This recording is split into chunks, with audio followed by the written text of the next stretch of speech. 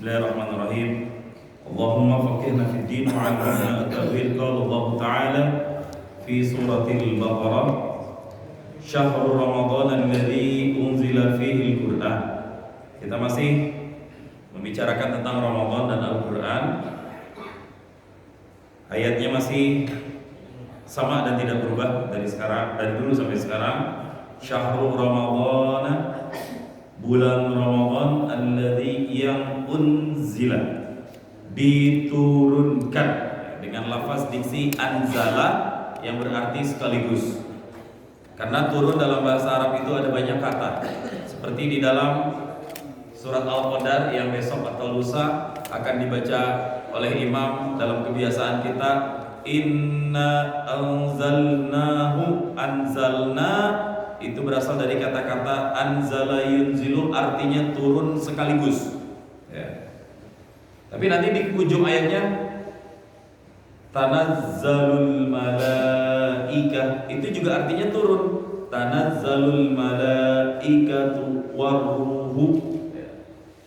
Kenapa enggak wa anzalul atau wa nazalul malaika, tapi dengan tanazzalu? Nah, itulah kerennya Al-Qur'an. Kalau dipakai dengan kata tanazzalu, itu artinya turunnya bertahap, step by step ya, gak sekaligus amr. Tapi Al-Quran inna anzalnahu diturunkan sekaligus oleh Allah dari tempat pertama, Lauhil Mahfuz, dari level pertama ke Baitul Izzah, baru ditransfer oleh malaikat Jibril alaihi salam kepada Nabi Muhammad SAW, yang prosesnya itu berlangsung lebih dan kurang sekitar 23 tahun, di mana 13 tahunnya turun di Mekah dan 10 tahunnya turun di Madinah. Ayat-ayat Makkiyah sebelum hijrah itu lebih banyak berbicara tentang prinsip pokok-pokok akidah ataupun keyakinan umat Islam. Sementara di periode Madaniyah, termasuk surat yang kita baca, ini lebih banyak berbicara sebagiannya tentang masalah-masalah hukum. Rambu-rambu dalam Islam itu mulai diturunkan ketika baginda Nabi sudah stay di Madinah. Sekalipun nanti ada ayat yang turun bukan di kota Madinah dan sekitarnya, tapi misal di luar Madinah, dalam ilmu tafsir tetap ayat atau surat tersebut disebut dengan ayat Madaniyah. Nah, ini Al-Quran yang merupakan kumpulan-kumpulan kalamullah. Al-Quran itu di mana, Pak? Ya di sisi Allah. Al-Quran di mana? Di sisi Allah. Makanya kita sebut kalamullah. Imam Ahmad bin Hanbal itu kena fitnah gara-gara status Al-Quran itu, dengan pertanyaan, Al-Quran hal huwa makhlukun am ghairu makhluk? Al-Quran itu makhluk apa bukan? Nah, itu pertanyaannya.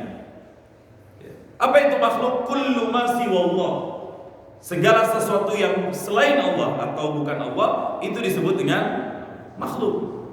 Al-Quran ini makhluk atau bukan? Imam Ahmad berpendapat, dan itu gak ada debat, gak ada khilaf.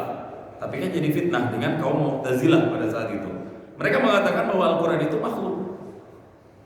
Tapi menurut keyakinan Ahlu Sunnah dan Imam Ahmad tetap kekeh dan kokoh dengan pendapatnya, Al-Quran laisa bimakhluk, bukan makhluk. Tapi apa? Al-Quran itu kalam Allah yang ada di sisi Allah.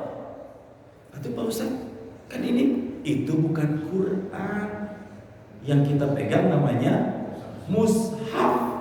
Ini yang boleh diperjualbelikan. Kalau Al-Quran nggak bisa diperjualbelikan, jangankan nggak boleh diperjualbelikan, gimana mau diperjualbelikan? Orang Al-Quran indallah, kalam Allah ya. Adapun kumpulan, nah makanya kemarin kita udah bahas Al-Quran itu secara bahasa nih, huwa al-jam'u, kumpulan yang dikodifikasi, bahasa Arabnya ditadwin, dikumpulkan dalam lembaran-lembaran terpisah atau suhuf. Kemudian suhufnya digabungin, sohafa, lembaran, disatukan jadi kumpulan lembaran-lembaran, disebutlah dengan mushaf yang dalam surat Al-Waqi'ah la yamassuhu illal mutahharun, tidak boleh disentuh kecuali orang-orang yang suci. Nah, boleh memperjualbelikan mushaf? Boleh, nggak masalah. Boleh. Akan tetapi kita memperlakukan Al-Quran tetap seakan-akan itu adalah kalam Allah. Nanti kalau kita buka kitab fikih, panjang masalah mushaf. Termasuk ini kitab tafsir yang kita baca ini, Pak. Ada sebagian ulama yang mengatakan megang tafsir Jalalain ini, bukan yang di HP ya, kitab ini harus megang wudu. Kenapa? Karena mayoritas jumlah ayatnya lebih banyak daripada tafsirnya. Ini Pak nih, kalau kita lihat susunan kitab tuh gini. Ini yang paling atas ini dalam kotak, ini ayat Al-Quran mutlak ya.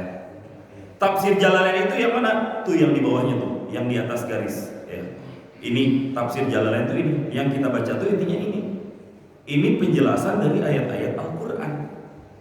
Nah, penjelasan dari ayat Al-Quran ini dijelasin lagi di bawahnya. Nah, yang bawah ini bukan syarah namanya, tapi hasyiah. Tuh tulisannya, hasyiah. Jadi ada 3 level kitab dalam satu buku ini. Yang pertama Al-Quran, yang kedua syarahnya atau tafsirnya, yang ketiga hasyiahnya. Itu levelnya lebih tinggi lagi. Ngejelasin sesuatu yang udah dijelasin, memperjelas kembali, itu hasyiah. Maka orang-orang yang udah di level hasyiah, ulama-ulama yang di level hasyiah, itu nggak main-main. Siapa yang ini kalamullah? Yang di sini siapa yang mengarang? Imam Jalaluddin, Jalalain, 2 Imam Jalal. Nah, di sini siapa? Namanya Imam As-Sawi. Kita baca yang mana? 3-tiganya kita baca malam ini. Mana yang ada fawaid, mana yang ada hikmah, itu yang kita baca. Cuma di pesantren sering disebut dengan tafsir Jalalain aja, yang dibaca yang ini. Kalau ada keterangan penting baru kita baca di bawahnya. Saya pun begitu. Karena apa? Kalau cuma baca Al-Quran kayak gini, kita belum tentu ngerti maksudnya apa yang ingin dikehendaki. Makanya penting perangkat ilmu tafsir lil idah, untuk memperjelas apa yang menurut kita belum tentu jelas. Itulah fungsinya ngaji tafsir. Nah, Al-Quran kalam Allah Subhanahu wa ta'ala, dan dia bukan makhluk. Al-Quran indallah, nggak tahu rupanya, nggak tahu bentuknya. Al-Quran itu kalamnya Allah yang mutalabbis bidzatillahi ta'ala. Ini yang perlu dipahami. Dan Al-Quran itu i'jaz, ada mukjizatnya, makanya bisa dihafalkan. Di dalam surat Al-Qamar Allah sendiri, mungkin di antara kita pernah ya, Pak Hari udah buktikan ya. Mungkin di antara kita pernah ada yang berkata atau berpendapat dalam arti ngapalin Quran itu susah atau mudah? Pasti jawabannya susah, berat atau sebenarnya Pak enggak Pak. Di dalam surah Al-Qamar itu kan 4 kali Allah bilang walaqad yassarnal Qur'ana lidzikr. Kami sudah mudahkan Al-Quran lidzikr, buat dipelajarin, buat ditadaburin, buat diapalin.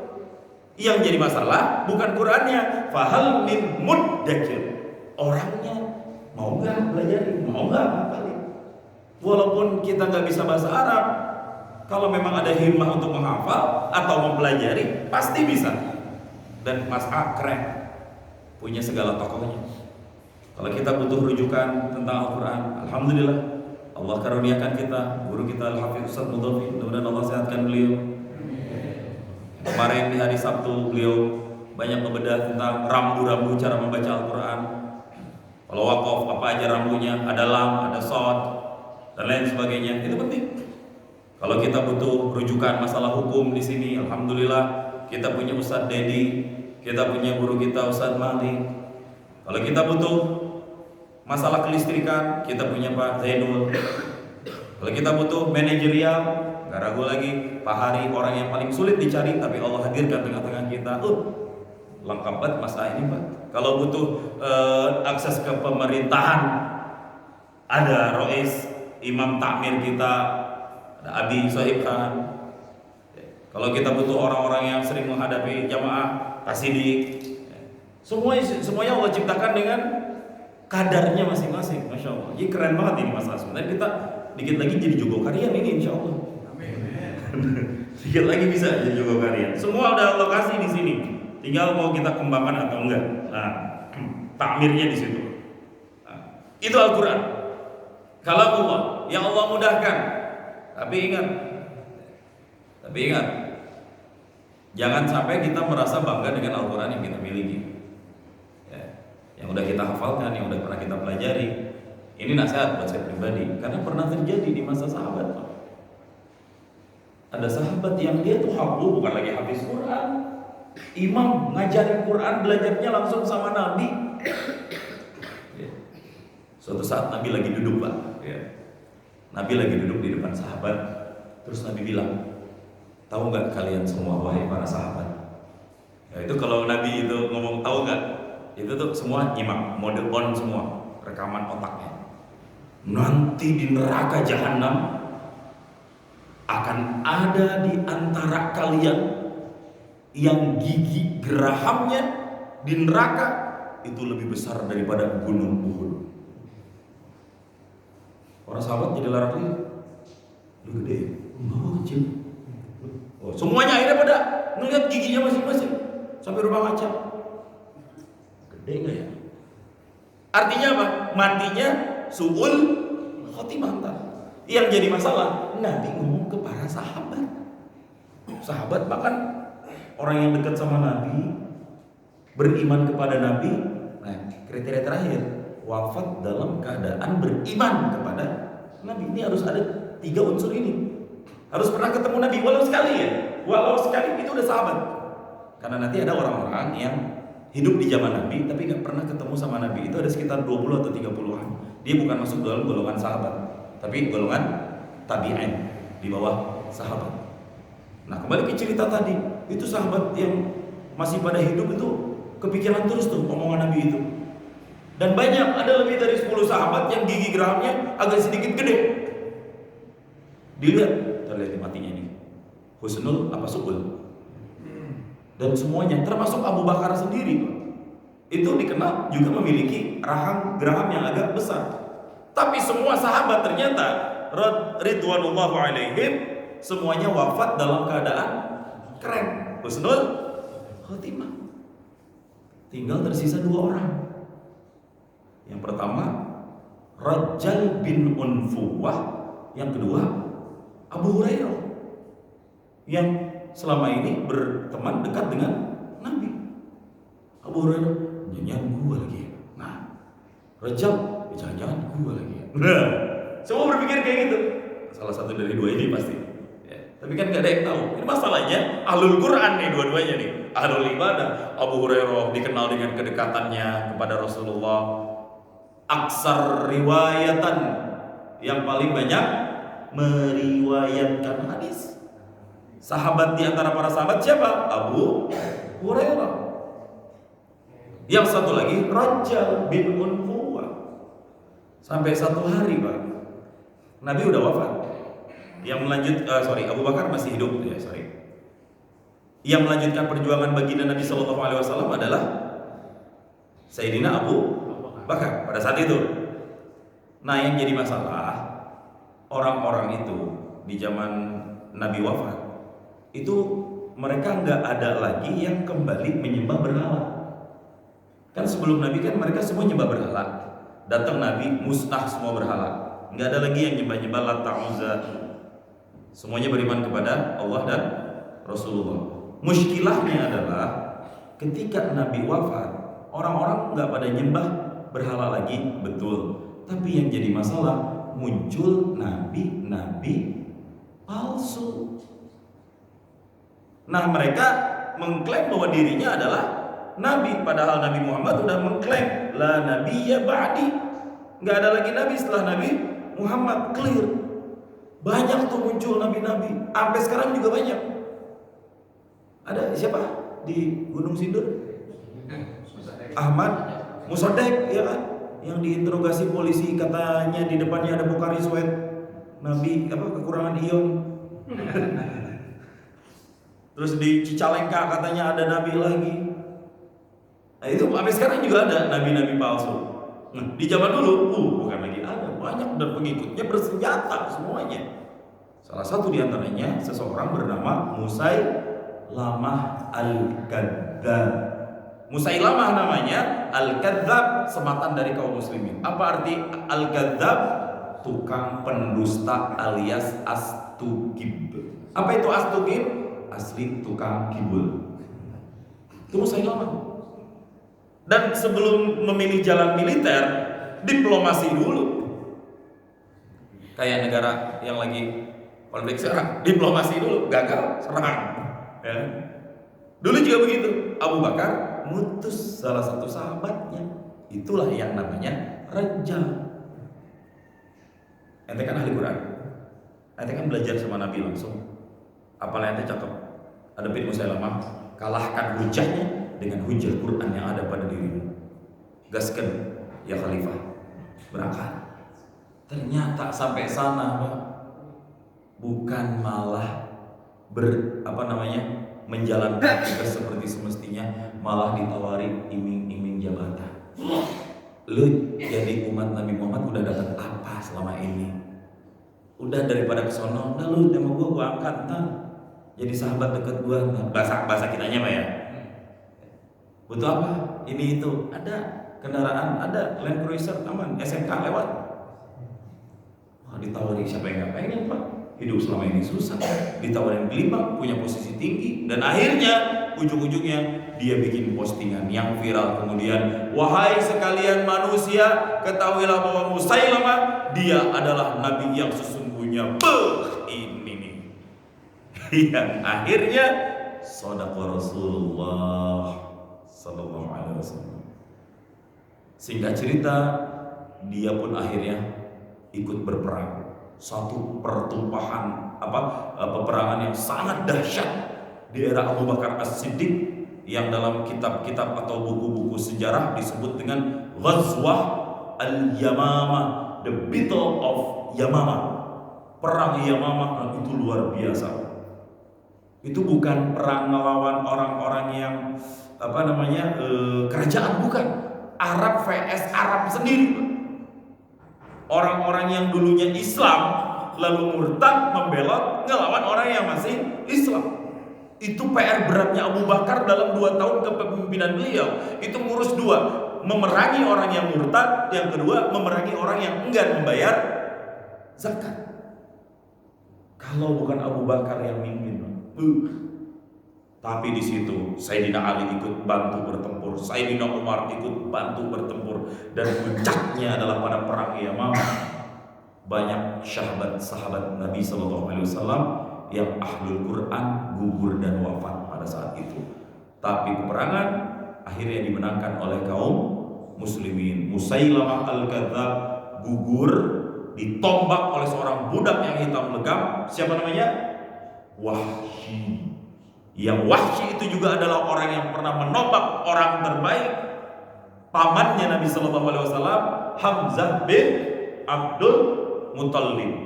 Dan dengan tombak itu juga dia bunuh orang yang paling busuk dan buruk, yakni Musailamah Al-Kadzdzab. Tuh, skenario Allah tuh, atur semuanya. Nah, di periode itulah, nah ini intinya yang saya ingin maksud. Bicara Rajal dah kelar, mati dia di situ. Ya. Mati dalam keadaan seperti yang dijelaskan oleh baginda Nabi Sallallahu Alaihi Wasallam. Orang terdekat dengan Nabi, makanya kita selalu minta, ya Allah biha, ya Allah biha, ya Allah bihusnil. Kita nggak tahu akhir hayat kita seperti apa. Ya. Mana bagusan preman mati di masjid atau ustadz mati di hotel, Pak? Tergantung. Betul, tergantung ngapain. Preman di masjid kayak tahun lalu hilang tuh otak. Nah, kita nggak tahu akhir hayat kita seperti apa, ya Allah. Mudah-mudahan husnul khotimah kita semuanya, Pak. Nah, di saat berkabung itulah Sayyidina Umar kepikiran, ini kalau para sahabat semuanya meninggal, mereka-mereka yang ahlul Quran, lantas bagaimana generasi-generasi setelah kita mempelajari Quran? Kalau kayak gitu, ini Al-Quran perlu untuk dibukukan, dikumpulkan, supaya orang-orang berikutnya bisa mempelajari Al-Quran. Sekalipun hamilul Qurannya, orang-orang yang hafal Qurannya udah wafat, rapatlah para sahabat di situ. Siapa pelopor ide dan gagasannya? Sayyidina Umar bin Khattab, Khalifah. Saya punya usul yang mamah ini udah sangat memukul perasaan kita semuanya. Saya takut kalau nanti semuanya pada gugur dan wafat. Terus siapa yang lanjutin Al-Quran? Terus idemu apa? Kita harus bukukan itu dalam satu mushaf. Tapi Abu Bakar nolak. Ya Umar, kaifa af'alu ma la yaf'aluhu Rasul sallallahu alaihi wasallam? Bagaimana mungkin aku melakukan sesuatu yang Nabi enggak lakukan? Tapi Abu Bakar, Umar meyakini, wallahi inna hadza khair. Ini baik loh, Khalifah. Ini baik. Apa yang dilanggar? Nabi memang tidak melakukan.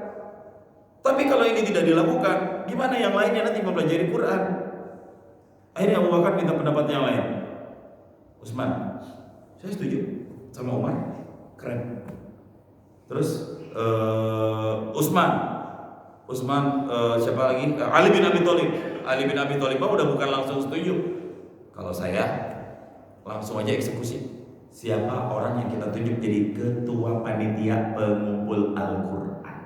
Nah, disitulah ditunjuk salah satu sahabat cendekiawan, masih muda, umurnya belasan tahun, tapi ditunjuk jadi ketua panitia pengumpul Al-Quran dari lisan-lisan atau dada-dada atau dari hafalan-hafalannya para sahabat. Siapa dia? Zaid bin Sabit. Masih muda, dia perangnya dengan jihad ilmu, keren di situ.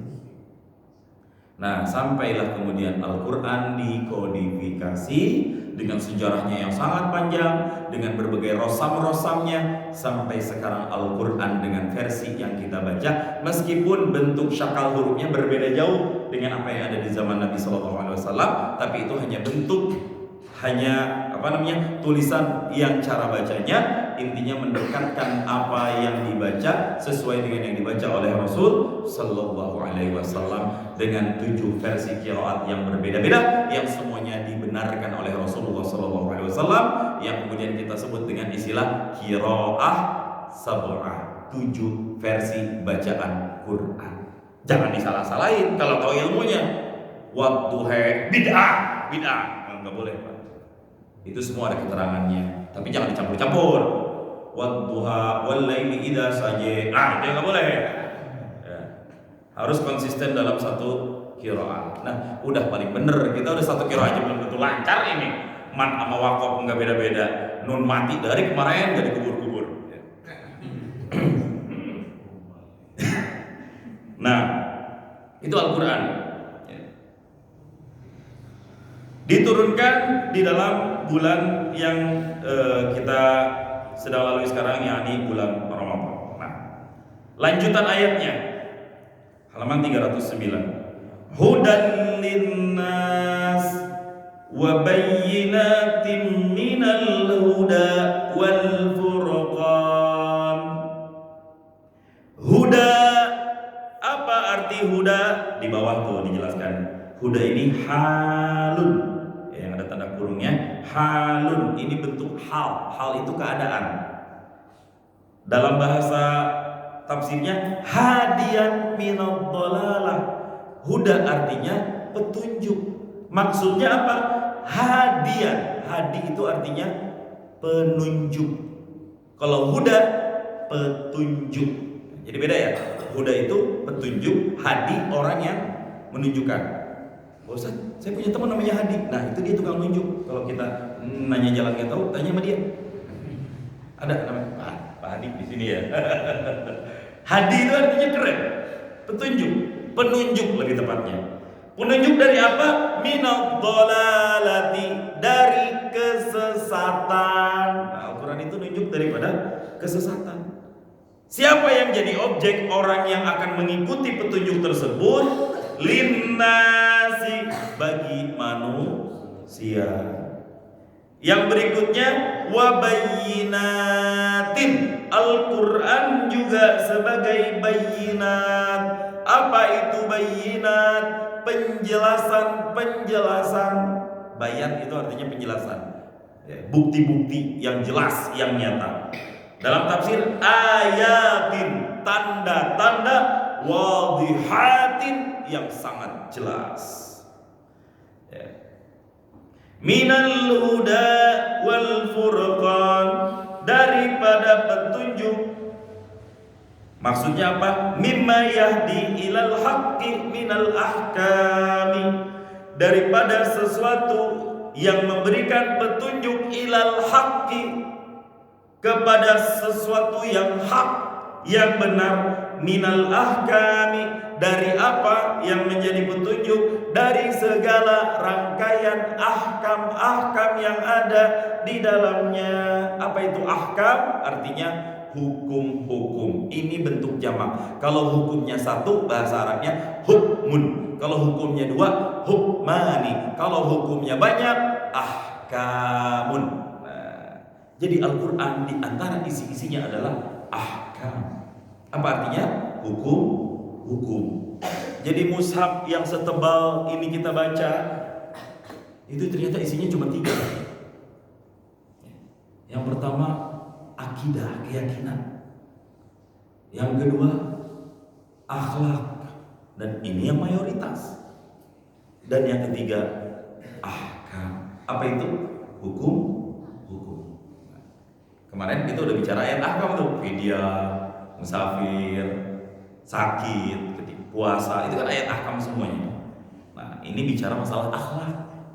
Al-Quran petunjuk, nunjukin kita biar akhlaknya bagus.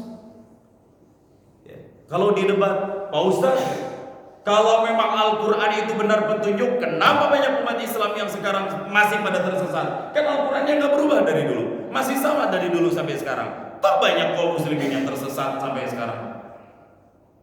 Terus kalau begitu logikanya, di mana letak hudanya Al-Quran, Pak Ustaz? Nah, mungkin kita pernah berdebat seperti itu. Gini Pak analoginya. Apa ya?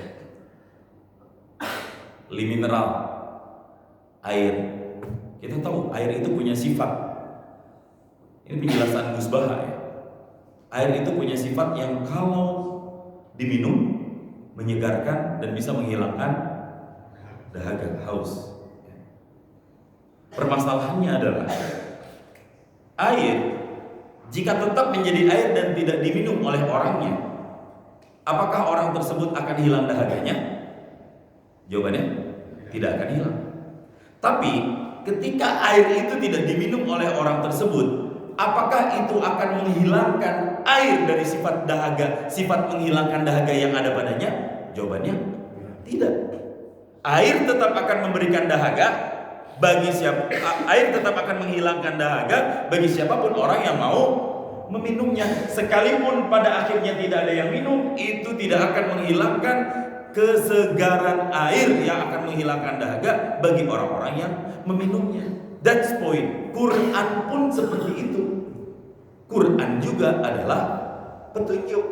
Tapi yang jadi masalah, bagi siapa? Nah, linnas, buat orang-orang yang ingin mencari petunjuk. Jadi ketika ada orang yang masih tersesat padahal Al-Quran ada, jangan salahkan Qurannya. Ketika ada orang yang masih haus, jangan salahkan airnya. Kenapa kamu nggak minum airnya? Kenapa kamu tidak baca, tidak kaji, dan tidak ikuti jalan yang udah Allah jelaskan dalam Al-Quran? Itu mudahnya Al-Quran.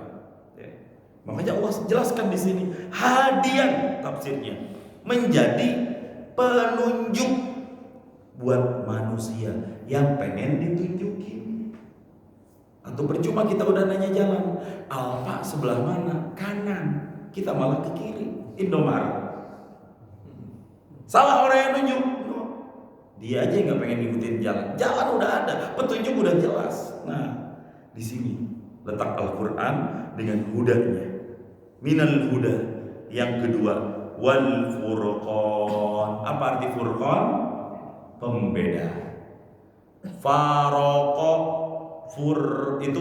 Furqan itu berasal dari kata-kata faraq. roko yang artinya misah. Makanya dalam bahasa Arab divorce, cerai apa bahasa Arab? Bahasa Inggrisnya? Divorce kan? Ya. Cerai, berpisah, bahasa Arabnya tahu apa? Firaq. Semua yang ada huruf fa, ro, dan to itu artinya misah. Farqun perbedaan, firaqun perpisahan. Farriq bedakanlah, faruq sang pembeda, furqan sama artinya pembeda. Pembeda bainal haq wal batil. Nah, di sini dijelaskan pembeda dari apa? Mimma yufarraqu bainal haqqi wal batil. Al-Quran ini adalah petunjuk sekaligus yang membedakan mana jalan yang benar dan mana jalan yang batil. Allah udah kasih tahu, artinya nanti jangan salahin Allah. Kita punya sifat ikhtiar. Karena ikhtiar itulah kita disiksa. Karena ikhtiar itulah kita dikasih pahala. Kalau nggak ada sifat ikhtiar, kita al-jabbar, jabbar dong, orang yang terpaksa dong. Kenapa kamu nyolong mangga? Itu terpaksa, udah dipaksa, udah ditakdirkan sama Allah. Akhirnya dijewer kupingnya sama yang punya mangga. Kenapa saya dijewer? Sakit. Karena saya juga dipaksa sama Allah. Enak banget ngebalikinnya. Nggak bisa, Pak. Karena ada sifat ikhtiar yang ada pada diri kita. Allah kasih ikhtiar. Itulah yang membuat kita disiksa atau diberikan pahala. Dan hidup kita antara mukhayyar atau musayyar. Apa itu mukhayyar? Ikhtiar. Apa itu musayyar? Yang nggak bisa kita paksakan. Contohnya apa? Kita ada di sini pagi ini. Kan ikhtiar semuanya, Pak. Hujan, habis sahur, Madrid kalah. Ya udah tahu saya. Biar jangan disinggung setelah ini. Bawaannya paling enak ngapain, Pak? Jelas. Pilihannya satu, sahur, subuh, lanjutkan tidur. Tapi yang kedua, ikhtiar kita pilih untuk ambil payung atau gas buru-buru atau lari cepat-cepat tergesa-gesa untuk menghindari hujan sampai dan duduklah kita semua di sini. Itu karena apa? Ikhtiar. Pilihan rumah atau nyari pahala i'tikaf di masjid sambil ngaji, sambil subuh jamaah.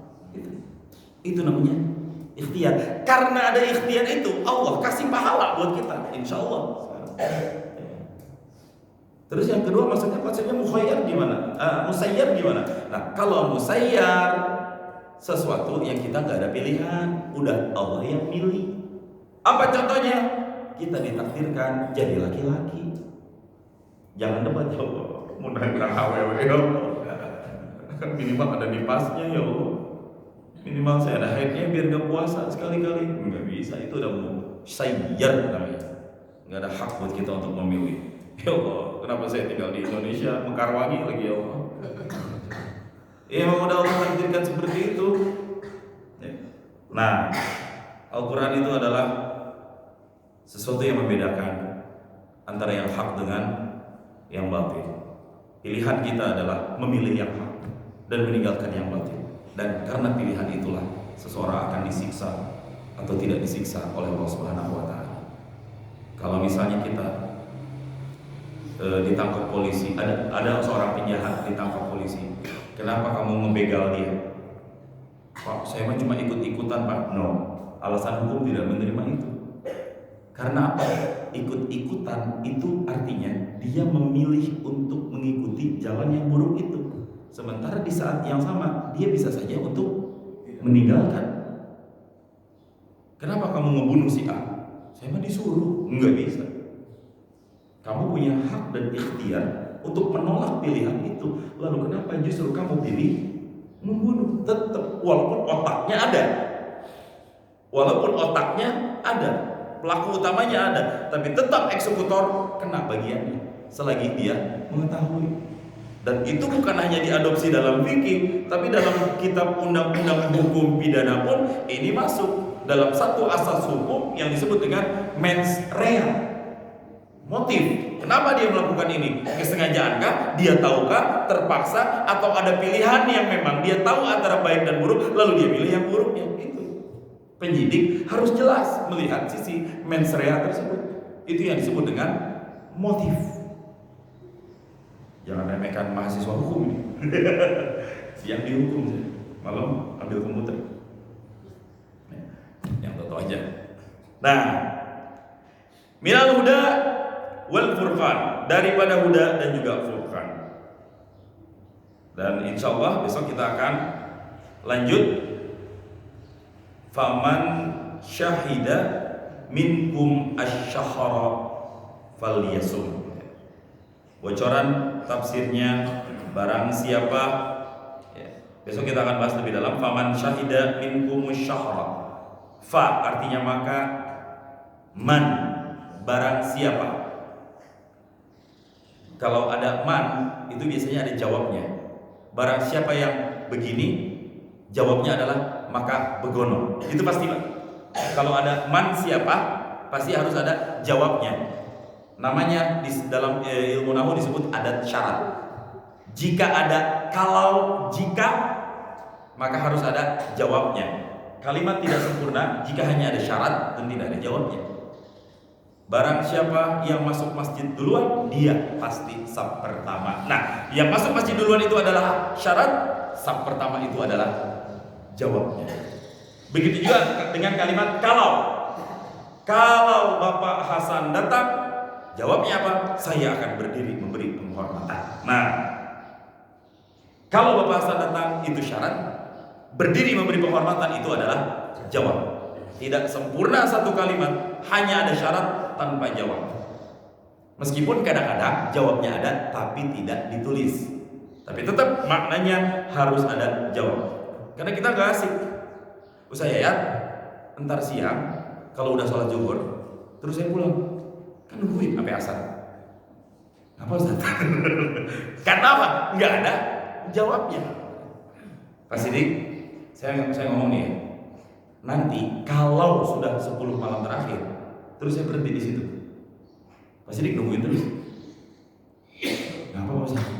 Nah, muncul pertanyaan, itu tanda kalam belum sempurna. Nah, faman syahida, ini juga syarat. Jawabnya ada. Jawabnya entar Pak. Tuh, nih jawabnya yang ini. Dipisah, jauh banget ya. Ya, falyasum. Faman syahida, maka barang siapa syahida, menyaksikan. Syahadat dari kata-kata syahidah, kesaksian. Kalau syahadat itu artinya kesaksian. Maka barang siapa syahida, menyaksikan. Menyaksikan itu harus ngelihat. Sekali lagi, menyaksikan harus ngelihat. Karena ada yang nggak ngelihat, itu lebih tinggi levelnya. Apa namanya? Bukan kesaksian, tapi iman. Kalau ngelihat, tahu, bisa dibuktikan, itu namanya ilmu. Bapak tahu nggak? Nah, saya bikin pertanyaan. Di depan Botani Square itu ada satu tugu yang sangat besar jadi ikon kota Bogor. Namanya Tugu. Kita udah tahu semuanya. Nah, tahu kenapa? Karena kita pernah lihat, lewat. Kita tahu, itu disebut ilmu. Tapi bagian-bagian yang kita nggak lihat, tapi kita meyakini keberadaannya ada, itu bukan lagi disebut kesaksian, bukan lagi disebut dengan ilmu, tapi levelnya paling tinggi adalah iman. Makanya imannya umat Islam mabniyun 'alal ghaibi, yang menjadi landasan utama adalah ghaib. Apa ghaib? Tak terjangkau oleh panca indera kita sebagai manusia. Nah, ini syahidah, artinya bukan iman, harus ngelihat. Faman syahida, maka barang siapa yang menyaksikan, walaupun nggak beriman nggak masalah. Siapa? Minkum. Min artinya dari, kum artinya kalian. Barang siapa yang menyaksikan dari kalian. Nah, asyahara ini adalah maf'ul bih dari kata-kata syahidah. Syahidah pekerjaannya minkum, jar majrur jadi jumlah jar majrur jadi fa'ilnya, asyahra jadi objeknya. Barang siapa yang di antara kalian menyaksikan bulan, maksudnya in kana al-muradu bihi al-ayyam, jika yang dimaksud dengan syahra itu adalah hari-hari. Fal makna artinya syahida ba'dahu, menyaksikan sebahagiannya. Wa in kana al-muradu bihi al-hilal, sekalipun nanti yang dimaksud dalam maksud ayat ini adalah menyaksikan hilal. Apa itu hilal? Bukan? Enggak kompak jawabannya. Apa hilal? Bulan sabit. Nah, ingat ya. Jadi nanti kalau misalnya kita udah ngelihat hilal, nah perintahnya apa? Langsung saya percepat. Falyasumhu. Nah, ini jawabnya dari man tadi. Barang siapa yang nanti melihat hilal, falyasumhu, maka hendaklah ia berpuasa.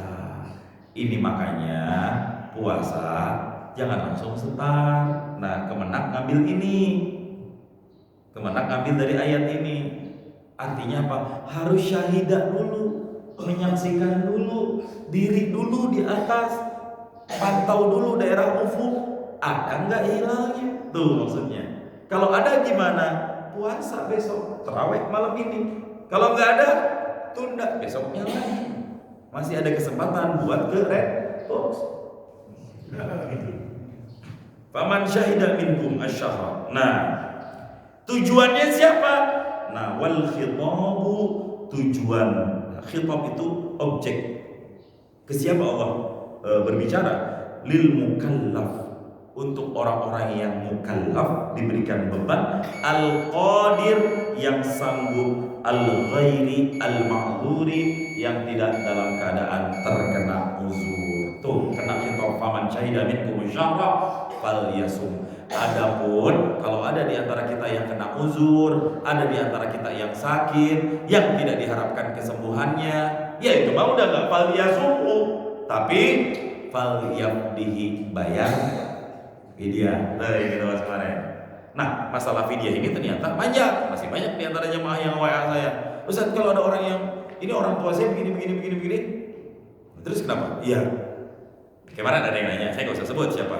Ustaz, saya punya orang tua. Kenapa? Sakitnya udah nggak bisa diharapkan lagi kesembuhannya, sepertinya begitu. Terus gimana? Ya iya, saya pengen nanya ini kira-kira fidyahin apa enggak? Ya fidyahin atau fidyahin kalau emang udah nggak diharapkan kesembuhannya gitu. Tapi ahli warisnya gimana? Ya ahli warisnya bantu menunaikannya.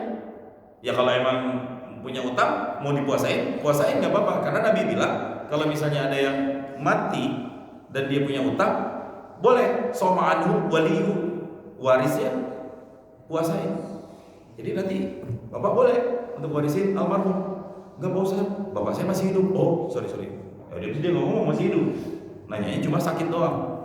Kalau emang sakit, nggak usah bayar fidyah aja. Berarti kodok nggak usah dikodok. Dia udah nggak ada kewajiban puasa. Kalau kodok urusannya ninggalin puasa. Berarti tinggal bayar fidyah aja. Nah ini pertanyaan lagi. Kalau nanti kan awalnya nih nggak ada harapan untuk sembuh ya kan, bayar fidyah udah dibayarin. Tapi ternyata biiznillah ada harapan untuk sembuh dan sehat lagi. Nah itu gimana? Puasa yang udah pernah ditinggalkannya, walaupun udah pernah difidyahkannya, harus diqadha atau tidak? Apa jawabannya? Qadha. Atau fidyahnya diambil lagi. Nggak mungkin lah, jangan. Buat jamaah-jamaah yang kemarin saya bayar fidyah, saya tarik kembali ya karena orang tua saya udah sehat lagi. Jangan. Jangan sampai bikin pengumuman begitu. Insya Allah itu bernilai sedekah yang sangat luar biasa di sisi Allah Subhanahu Wa Taala. Nah, besok kita akan perdalam faman syahida minkumus syahra falyasum. Baru pertegas ayat ahkam lagi, man kana maridan aw ala safarin fa iddatum min ayyamin ukhra, insyaallah. Nih Pak, saya targetnya kita khatam sampai ayat ke 187. Ini baru 185, 186, 186. Nah, ada ayat uhilla lakum lailatas siyam basyiruhunna summa atimu siyama ilal lail kadzalika yubayyinullah. Nah, baru di sini la'allahum, ujung-ujungnya sama, yattaqun. Nah, apa kita bisa selesai? Ya mudah-mudahan Allah panjangkan umur kita biar bisa menyelesaikan kalam Allah. Baru berikutnya masuk ayat wala ta'kulu amwalakum, janganlah engkau makan harta-harta kalian bainakum, di antara kalian, bil batil, dengan cara yang batil. Aduh, masya Allah, ini ayat akamnya keren-keren banget. Ini sebagian besarnya adalah rambu-rambu untuk kita yang beriman pada Allah Subhanahu wa taala. Baik. Kalau ada pertanyaan nanti setelah salat syuruk insyaallah bisa sambil ngobrol ya. A'udzu billahi minasyaitonir rajim. Bismillahirrahmanirrahim. Alhamdulillahirabbil alamin. Hamdan hamdan syakirin hamdan yufi ni'amahu wa yukafi mazidah. Ya rabbana lakal hamdu wa lakal mulku wa lakal syukru kama yanbaghi li jalali wajhikal karim wa 'azimi sultanik. Allahumma shalli ala sayyidina Muhammad wa ala ali sayyidina Muhammad. Allahumma ahsin akibatana fil umuri kulliha wa ajirna min khizyid dunya wa 'adzabil akhirah. Allahumma innaka 'afuwun tuhibbul 'afwa fa'fu 'anna ya karim ya rahim ya arhamar rahimin. Allahumma ighfir lana dhunubana wa liwalidina warhamhum kama rabbawna shighara. إلينا الإيمان وزينه في قلوبنا وكره إلينا الكفر والفسوق والعصيان واجعلنا من الراشدين. ربنا لا تزغ قلوبنا بعد إذ هديتنا وهب لنا من لدنك رحمة إنك أنت الوهاب. اللهم اشرح بالصلاة عليه صدورنا ويسر بها أمورنا وتقبل بها توبتنا وصيامنا وتقبل بها قيامنا واغسل بها حوبتنا يا الله يا الله يا أرحم الراحمين. ربنا آتنا في الدنيا حسنة وفي الآخرة حسنة وقنا عذاب النار. صلى الله على سيدنا محمد وعلى آله وصحبه وسلم. سبحان ربك رب العزة عما يصفون وسلام على المرسلين والحمد لله رب العالمين. سبحانك اللهم وبحمدك أشهد أن لا إله إلا أنت أستغفرك وأتوب إليك. السلام عليكم ورحمة الله وبركاته.